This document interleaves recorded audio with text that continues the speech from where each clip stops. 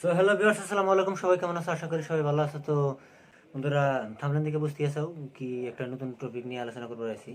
So কদিন ধরে social মিডিয়ায় বা ইউটিউবে আসামের জনপ্রিয় ইউটিউবার মুস্তাফিজুর রহমান ও ধনী ইউটিউবারের মধ্যে একজন। তো তার বিষয়ে একটা প্রচার চলতে আছে। একটা মেয়ে মানে তারে কাম দিবার জন্যে তারা কিবা প্রলোভন দিছে, বিয়া করার কোনো দিছে। তো এই বিষয়ে অধিক কোনো তথ্য নাই, বাট মানে যতটুক পাইছি সোশ্যাল মিডিয়ায় হোক বা ইউটিউবে হোক, মানে এত বড় একটা ঘটনা। কারণ যখন আসামের জনপ্রিয় হোক বা আসামের একটা ধনী ইউটিউবারের ভিতরে একজন, তার বিষয়ে যদি এরকম একটা সোশ্যাল মিডিয়াতে হোক বা ইন্টারনেটে ভাইরাল হয় যে তার মানে সে কাম দিবার জন্যে বা কোনো শারীরিক সম্বন্ধ করবার জন্যে বা কোনো যে কোনো একটা পয়সা পাতির প্রলোভন বা বিয়ে করার প্রলোভন, তো এরকম যদি ঘটনা সামনে আসে তো অনেক বড় বড় লাগে। তো এই বিষয়ে তো আজকে আমরা আলোচনা করবো। কারণ আহ, অনেক কদিন ধরে একদম সিরিয়াল খালি এটার বিষয়ে একদম অনেক আলোচনা চলতেছে। তো জেনে যাই, ফেসবুকে যাই, ইউটিউবে যাই, খালি এইটাই মুস্তাফিজুর মুস্তাফিজুর, খালি মুস্তাফিজুর। ঘটনাটা হয়েছে কি তাও জানি না। তো বাট যে মেয়েটা একটা অভিযোগ আনছে, তো আমরা আসলে আমরা ভিডিওটা আগে দেখে নেই। আমার স্ক্রিনে আপনারা দেখতে পাচ্ছেন। তো তো আপনারা দেখেন ভিডিওটা। যুবতী প্ৰতাৰণাৰ অভিযোগ মোক ফোন কৰা আৰম্ভ কৰিছে।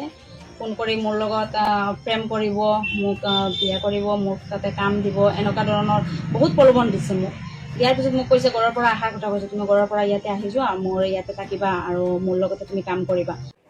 তো বন্ধুরা, আপনারা দেখলেন তো মেয়েটা বললো যে আমার আমার কাম দিবার প্রলোভন দিছে, দিয়া এটা আমার লগে কোনো শারীরিক সম্পর্ক করছে বা বিয়া করার প্রলোভন দিছিল। কিন্তু এখন আমার লগে আমার অ্যাভয়েড করে বা আমার কোনো রেসপন্স দেয় নাই বা আমার রাখে নাই, আমার কোনো আমার হাতে কিবা অপহরণের মতো একটা কাম করছে। তো এই ধরনের কথা সে সোশ্যাল মিডিয়ার মধ্যে বলছে। তো কথাটা কতদূর সত্য এটা জানি না। কারণ অধিক তথ্য পাওয়ার জন্য আমরা ভিডিও দেখলাম আরো। তো এই সম্পর্কে মুস্তাফিজুর দাও কিছু একটা কইছে। তো কি কইছে আমরা আসলে মুস্তাফিজুর দার ভিডিওটা আমরা একটু দেখে নিই। আপোনালোকে ইতিমধ্যে হয়তো কিছু ৱেব পৰ্টেল বা ছ'চিয়েল মিডিয়াৰ যোগেৰে গম পাইছে যে মোৰ ওপৰত কিছু এলিগেশ্যন লগাইছে এজনী ছোৱালীয়ে, যিয়ে নেকি নিজৰ ফেচটো ঢাকি পেলাই মিডিয়াৰ সন্মুখত আহি এলিগেশ্যন লগাইছে যে মই ছোৱালী এজনীক বিয়া পাতিব খুজিছিলোঁ, তেওঁ নাজানিছিলে যে মই বিয়া পাতিছোঁ। আপোনালোকে যেতিয়াৰ পৰা মই গম পাইছোঁ তেতিয়াৰ পৰা আপোনালোকে জানে যে মই এজন বিবাহিত, আৰু সেই কি কৈ আছে মই সি নাজানিছিলে। চ' এক নম্বৰ কথাই তেওঁক মই এইটো আঙুলিয়াই দিব বিচাৰিছোঁ, তুমি যে কৈছা, মই ছোৱালীজনীক টাৰ্গেট কৰি কৈছোঁ, তুমি যে কৈছা যে বিবাহিত বুলি নাজানো, গোটেই অসমে জানে মই বিবাহিত। মই ইনষ্টাগ্ৰাম পষ্টত মই মোৰ ৱাইফৰ ফটোই শ্বেয়াৰ কৰোঁ। চ' এইবিলাক কৈ কাম নহ'ব তোমাৰ। তো বন্ধুরা, আপনারা দেখলেন মুস্তাফিজুর দা কথাটি কইলো। তো তার যেটুকু রায় সে দেওয়ার, তো আসলে এখন কার কতটুক দোষ সে এটা কেউ জানে না বা এখন তৈরি কোনো ধরনের ইয়ে নেই। তারপরে মুস্তাফিজুর তো ওপেন ওপেন চ্যালেঞ্জ বা ওপেনলি কইছে যে যদি আমি তোমার লগে কোনো ভুল করছি বা কিবা করছি, তাহলে তুমি কেস করো, আমার নামে কেস করো। আমি কোর্টে যাই, হেরে আমি এটার নিয়ে তোমার হাতে আমি কেস খেলাম। দেখি আমি যদি অন্যায় করছি তাহলে আমার ইনসাফটা হওয়া দরকার। আমার এই যদি আর আমার নিয়ে যদি তুমি কোনো ধরনের ইউ করছাও বা অপব্যবহারও যদি করছাও, তো সেটার বিষয়েও এটা রাজ্যের মধ্যে আহাটা খুবই একটা গুরুত্বপূর্ণ বিষয়। তো অনেক টেনশন যে আসামের ভিতরে একটা জনপ্রিয় বা ধনী একটা ইউটিউবার, তার বিষয়ে এমন একটা আলোচনা যদি সত্যি হয়, তো এটা বলেছে যদি সত্যি হয়। কারণ এটা কি তাও জানি না আমরা, বা কেউ জানে না। এদের কারণ এখন তদন্তর আওতাও আহে নাই কথাটা, বা আলোচনাটা এখন তৈরি হয় নাই। তো এটার বিষয়ে তো ওপেনলি এটা তদন্ত হওয়াটা খুব জরুরি হয়ে গেছে গা।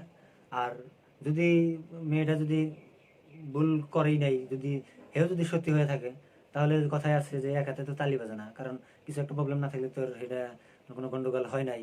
বা এরকমও হতে পারে যে মুস্তাফিজের দ্বারা এটা তার একটা ইউটিউবের আসামের ভিতরে যে তার বর্তমান যেটা হাইলাইট, যেটা বর্তমান তার ইউটিউবের একটা সাকসেসফুল যেটা পজিশন, তো তার জন্য তার কি জানি সহ্য হইতেছে না, বা তার লগে কিবা ছোট্ট একটা ইয়ের জন্য সে প্রতিশোধের জন্য কি জানি এটা একটা ব্ল্যাকমেল বিলাখন যায়, ব্ল্যাকমেল করার জন্য এটা চেষ্টা করতেছে। তো এরকম কিছু হতে পারে। তো যতটুক আমরা পাইছি বা আপনারা দেখছেন নি বোধহয় সোশ্যাল মিডিয়াতে, তো মেয়েটাও কইলো বা মুস্তাফিজুর দাও কইছে, তো এই বিষয়ে কোনো ধরনের তদন্ত হয় নাই। তো আশা করি বা যদি তদন্ত মানে জলদি হওয়াটা ভালো, কারণ যদি অপব্যবহার হয়েছে তাহলে অন্যায় করছে, তো তার একটা ইনসাফ হওয়ার দরকার। আর যদি ঘটনা যদি সত্যি হয়ে থাকে তাহলে তার বিষয়ে ওটা নিয়ে কোর্টে মানে একটা ন্যায় ইনসাফ যাতে পায়। তো আসলে তো যদি এখন কেরা হাসা কেরা মিশে এটা কেউ জানি না আমরা, বা আপনারাও বোধহয় জানেন না, মানে কি হয়েছে না হয়েছে, মানে মেয়েটা হেরা একটা সোশ্যাল মিডিয়ায় এটা বললো, বা কি এর জন্য বললো, কেন বললো, যদি নাই করছে তাহলে বলবো কে, যদি বা কি জানি ব্ল্যাকমেল করার জন্য কইছে, তো এই ধরনের কিছু প্রশ্ন তো আসে।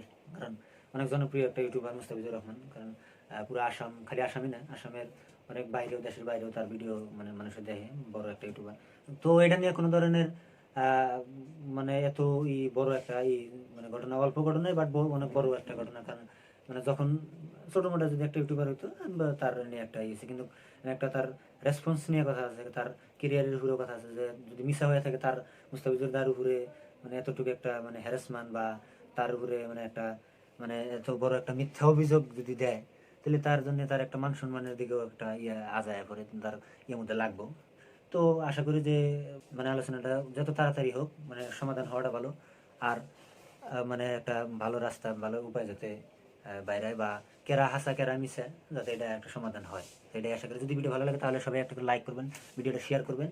আর যদি আমার ইউটিউব চ্যানেলে আপনারা নতুন হয়ে থাকেন তাহলে প্লিজ অবশ্যই আমার চ্যানেলটা সাবস্ক্রাইব করবেন। Thank you. আসসালামু আলাইকুম।